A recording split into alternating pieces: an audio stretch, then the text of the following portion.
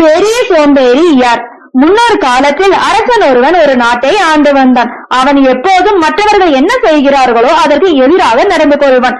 மற்றவர்கள் தாடையில் தாடி வைத்திருப்பதை பார்த்து உடனே அவன் தன் புருவத்தில் தாடி வளர்த்தான். அது நீண்டு வளர்ந்து கழுத்து வரை தொங்கியது. குளிர்காலத்தில் சட்டையே இல்லாமல் இருப்பான். கோடை காலத்தில் ஒன்றுக்கும் மேல் ஒன்றாக சட்டைகளை அணிந்து கொள்வான். காலில் அணிய வேண்டிய உடைகளை உடம்புக்கும், உடம்புக்கு அணிய வேண்டிய உடைகளை காலுக்கும் அணிந்து கொள்வான்.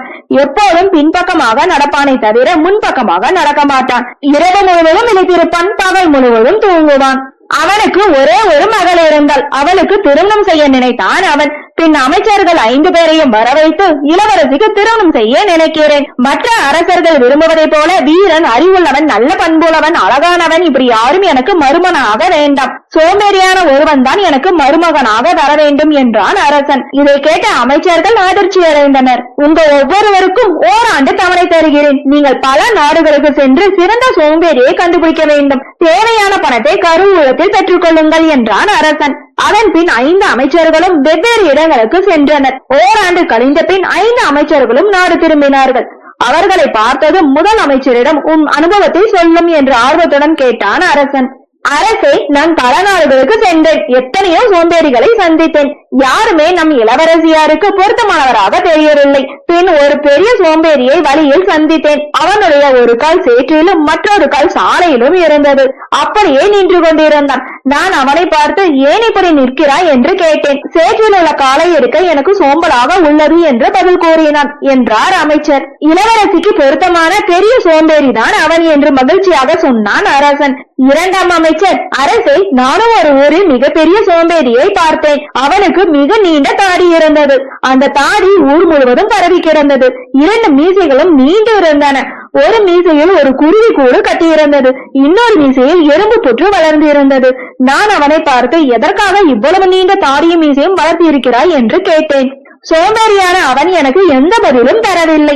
அவன் அருகில் இருந்தவர்கள் அவன் முகசவரம் செய்து 30 ஆண்டுகளுக்கு மேல் ஆகிறது என்றார்கள். அவன் மீசையில் அமர வரும் காக்கைகளை விரட்டுவதற்காக கூழாங்கற்களை அவற்றின் மீது எரிகிறான் என்றார் அமைச்சர். நல்ல சோம்பேறிதான் என்றான் அரசன். மூன்றாம் அமைச்சரை பார்த்து நீ பார்த்து வந்த சோம்பேறியை பற்றி சொல் என்று கேட்டான் அரசன். அரசே, நானும் பல நாடுகளுக்கு சென்றேன். ஒரு ஊரில் ஒரு சோம்பேறி ஒருவனை பார்த்தேன். கடந்த 20 ஆண்டுகளாக அவன் வீட்டை விட்டு வெளியே வரவில்லை. நாற்காலியில் அமர்ந்து இருந்தபடியே எல்லோருக்கும் அவன் அறிவுரை வழங்குவான். நான் சென்றிருந்த சமயம் அவன் வீட்டில் தீப்பிடித்துக் கொண்டது. அவன் உடையிலும் தீப்பிடித்துக் கொண்டது. அவன் இடத்தை விட்டு அசையவே இல்லை. வீட்டிற்குள் நுழைந்த சிலர் அவனை அப்படியே வெளியே தூக்கி வந்து காப்பாற்றினார்கள் என்றான். உண்மையிலேயே அவன் பெரிய சோம்பேறிதான் என்ற அரசன் 4ஆம் அமைச்சரை பார்த்தான். அரசை, நானும் ஒரு சோம்பேறியை கண்டேன். அவன் தன் வீட்டு தோட்டத்தில் ஒரு மரத்தடியில் 15 ஆண்டுகளாக படுத்தியிருக்கிறான். அவன் நெற்றியில் உள்ள சுருக்கத்தில் 2 முள்ளகி செடிகள் முளைத்திருந்தன. அதை பிடுங்கி போடக்கூட சோம்பேறியாக இருந்தான். மரத்தில் இருந்த அவன் வாயிற்குள் நேராக ஏதேனும் பழங்கள் விழுந்தால் மட்டும்தான் உண்பான் என்றார் அமைச்சர். அந்த வாழ்க்கை அவனுக்கு பிடித்திருக்கிறதா என்று கேட்டான் அரசன். அவன் மிகவும் மகிழ்ச்சியாக இருப்பதாக கூறினான் என்று சொன்னார் அமைச்சர். நான் கேட்டதிலேயே அற்புதமான சோம்பேறி இவன்தான் என்று அரசன் 5ஆம் அமைச்சரை பார்த்தான்.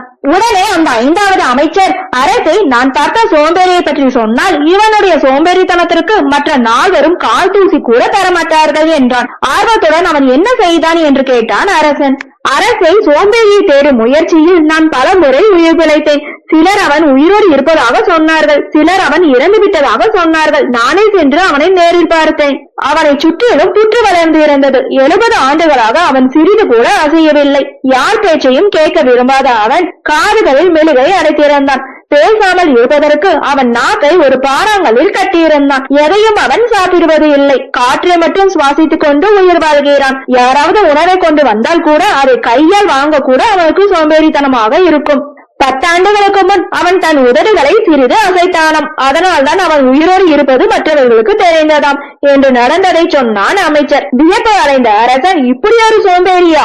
அவனே என் மருமகன் என்று மகிழ்ச்சியுடன் சொன்ன அவர் ஒரு நல்ல நாளில் அந்த சோம்பேறிக்கும் இளவரசுக்கும் திருமணம் நடத்தி வைத்தார். நீதி, சோம்பேறியாக இருத்தல் மிகவும் தவறான செயல். ஓகே ஃப்ரெண்ட்ஸ், நெக்ஸ்ட் வீடியோல பார்க்கலாம். இந்த வீடியோ உங்களுக்கு பிடிச்சிருந்தா லைக், ஷேர், சப்ஸ்கிரைப் பண்ணுங்க. தேங்க்யூ.